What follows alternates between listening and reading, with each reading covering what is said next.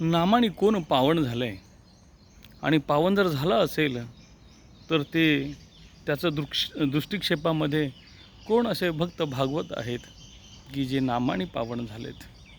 म्हणून नामदेव महाराजांचा एक अभंग आहे ज्यामध्ये नाम पावन पावन याहुनी पवित्र आहे कोण शिव हलाहले तापला तूही नामे शीतळ झाला शिव हलाहले तापला शिवाशी नामाचा आधार केला कळिकाळ किंकर केला कळिकाळ किंकर शिवाशी नामाचा आधार मरण झाले काशीपुरी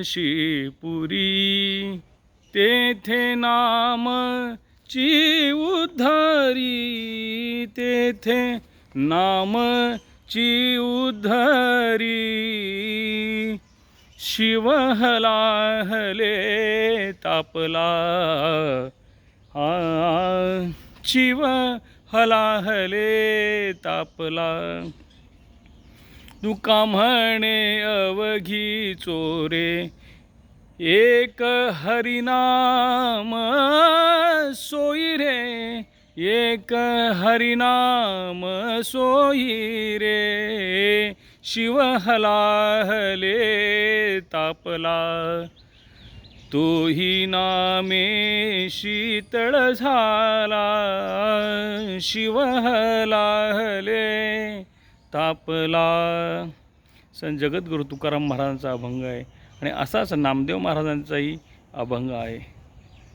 रामकृष्ण हरी.